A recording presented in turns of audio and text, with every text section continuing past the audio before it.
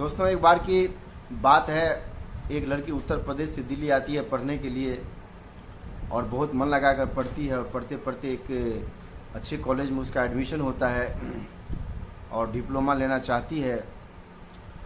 तो होता क्या है कि हमेशा कॉलेज वगैरह सब में फ़ीस भरना होता है, उसको भी फीस भरना था। तो एक सेमेस्टर 2 सेमेस्टर बहुत आसानी से निकल गया, बिकॉज कि उनके पापा जिंदा थे और उनको टाइम टू टाइम पेमेंट करते थे, उनके कॉलेज के फीस जाता रहता था। बट क्या हुआ, अचानक उनके पापा की मृत्यु हो गई और सारा जिम्मेदारी उनके माँ पर आ गया। उसकी माँ जो है फिर काम करने लगी और जैसे तैसे करके अपनी बेटी को 1 साल उन्होंने पढ़ाने का खर्च उठाई। अचानक क्या हुआ कि फिर 4 सेमेस्टर के अंदर उनको फीस भरना था और कॉलेज का लास्ट डेट था कि इतने तारीख तक फीस अगर नहीं भरोगे तो एग्ज़ाम देना मुश्किल हो जाएगा। उन्होंने अपने मम्मी का हालचाल पूछने के लिए कॉल किया कि क्या बात है कि अभी तक पेमेंट नहीं आया। उन्होंने अपने मम्मी को कॉल लगाया तो देखा उसकी मम्मी ने काम छोड़ रखी है और पैसा उनके पास है ही नहीं, उतना ही पैसा है जो वो रह सकती है। उसकी माँ ने बहुत लाचार होकर अपने बेटी को कही कि बेटा अब मैं पैसा तुम्हें नहीं भेज सकती क्योंकि मेरा स्वास्थ्य सही अब काम नहीं कर रहा है, जिसके वजह से मैं रेगुलर काम पर भी नहीं जा पा रही। और काम पर भी जाती हूँ तो जो मालिक है वो कहता है कि जिस रोज़ काम पर आओगी उसी रोज़ का पेमेंट करूँगा, अन्यथा तुमको मंथली वाला कोई बहाना नहीं चलेगा।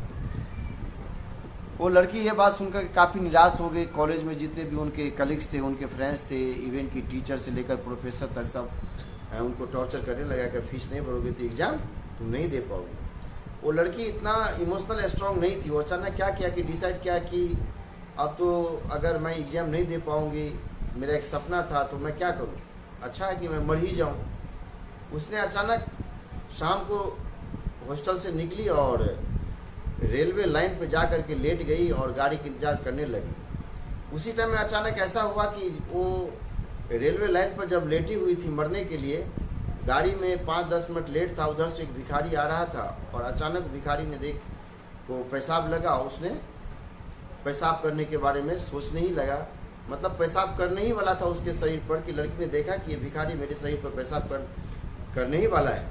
उसने अचानक उस भिखारी को कहा, बेवकूफ़, तुम हमारे शरीर पर पेशाब क्यों करने के बारे में सोच रहे हो? कहा, मैं सोच नहीं रहा हूँ। भिखारी ने बोला, मैं तो कर रहा हूँ पेशाब, तुम यहाँ क्या कर रही हो? ये इस पर तो आदमी सुसाइड करने के लिए आता है, रेलवे लाइन पर तू लेट गई हो। वो लड़की बड़ा गुस्से से भिखारी से लड़ने लगी और ऐसा हुआ कि लड़ते लड़ते लड़ते लड़ते रेलवे लाइन से गाड़ी गुजर गई। तब वो भिखारी ने उस लड़की को समझाता है कि देखो, जीवन में हमेशा याद रखो कि दूसरा आदमी तुमको कितना भी बेवकूफ़ बनाए, दूसरा आदमी तुमको कितना भी टॉर्चर करे, ठीक है, इंसान को हारना नहीं चाहिए, दूसरों के बातों पे आना नहीं चाहिए। आपको खुद से लड़ना है। खुद के अंदर जो दानव बैठा हुआ ना, उससे लड़ो, उनकी बातों को समझो। अगर तुमने खुद को जीत लिया ना, खुद पे काम करना शुरू कर दिया ना, तो तुम्हें कोई हरा नहीं सकता है। वो लड़की को भिखारी की बात काफ़ी अच्छा लगा और उसने कहा कि थैंक यू भैया, आपने मेरा आंखें खोल दी, अब मैं ऐसा कुछ नहीं करूँगी। भिखारी ने कहा, तुम पढ़ी लिखी हो, तुम अच्छा जॉब कर सकती हो, मैं तो मूर्ख हूँ, मुझे कोई काम नहीं देगा, मेरा शरीर भी ऐसा है, इसीलिए मैं भीख मांग कर अपना जीवन यापन करता हूँ। बट तुम्हारे साथ क्या है, तुम तो बहुत अच्छा से जीवन यापन कर सकती हो यार।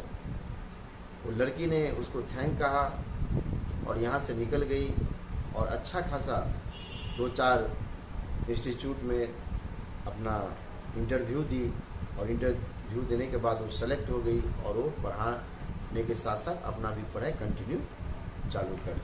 तो दोस्तों, जीवन में बहुत सारी मुसीबतें आती है, आपको मुसीबत से कैसे लड़ना है और लड़ने का एक ही तरीका है, ठीक है, कि आप अपने अंदर जो जानवर छुपा हुआ है ना, उससे लड़िए ताकि आप अपने को समझ सकें और आगे बढ़ सकें। तो ये कहानी आपको कैसा लगा दोस्तों? अगर कहानी अच्छा लगा हो तो लाइक कमेंट ज़रूर करें ताकि मैं आपको बार बार कहानी देता रहूं और आप एंजॉय करते रहेंगे। Thank you.